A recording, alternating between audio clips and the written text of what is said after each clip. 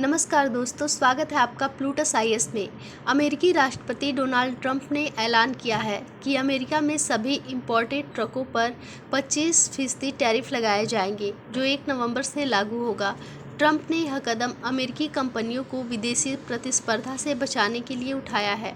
पिछले महीने ट्रंप ने कहा था कि 1 अक्टूबर से भारी ट्रकों के आयात पर नए शुल्क लगाए जाएंगे। हालांकि अब इस तारीख को आगे बढ़ाकर 1 नवंबर कर दिया गया है। साथ ही भारी ट्रकों के अलावा मीडियम ट्रकों पर भी 25% टैरिफ लगाने की बात कही गई है।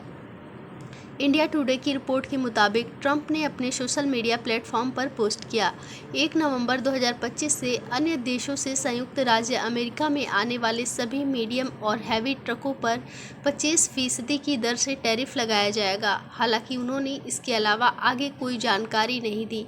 पिछले महीने ट्रंप ने कहा था कि नए शुल्क अमेरिकी कंपनियों को बाहरी कंपटीशन से बचाने के लिए लगाए गए हैं और इस कदम से पैकर के स्वामित्व वाली पीटरबिल्ट, केनवर्थ, डेमलकर ट्रक के स्वामित्व वाली फ्रंटलाइनर जैसी कंपनियों को फ़ायदा पहुंचेगा। जापान और यूरोपीय संघ के साथ हुई ट्रेड डील के तहत अमेरिका ने हल्के वाहनों पर 15% टैरिफ लगाने पर सहमति जताई है, लेकिन अब यह स्पष्ट नहीं है कि बड़े वाहनों के लिए भी यही दर लागू होगी या नहीं। बड़े वाहनों में डिलीवरी ट्रक, कचरा ट्रक, ट्रांजिट शटल और स्कूल बसें और ट्रैक्टर के साथ साथ हैवी ड्यूटी व्यावसायिक वाहन शामिल हैं। नए टैरिफ से कई विदेशी कंपनियों और एक्सपोर्ट्स पर असर पड़ने की उम्मीद है। यूएस चैम्बर ऑफ कॉमर्स ने पहले ही कॉमर्स डिपार्टमेंट से ट्रकों पर नए टैरिफ न लगाने की अपील की थी। मैक्सिको, कनाडा, जापान, जर्मनी और फिनलैंड अमेरिका से ट्रक इंपोर्ट करने वाले टॉप 5 देश शामिल हैं।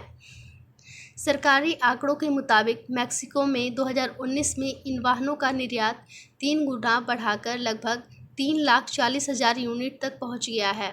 संयुक्त राज्य अमेरिका मैक्सिको कनाडा समझौता के तहत मीडियम और हैवी ट्रकों पर कोई शुल्क नहीं लगेगा, बशर्ते किसी हैवी ट्रक के मूल्य का कम से कम 64% हिस्सा उत्तरी अमेरिका से आता हो, वह चाहे इंजन, पुर्जों और स्टील जैसे कच्चे माल से आए या मजदूर के माध्यम से हो।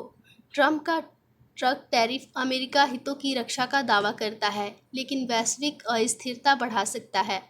भारत, जो विकासशील अर्थव्यवस्था के रूप में अवसरों की तलाश में है, इसे रणनीतिक लाभ में बदल सकता है।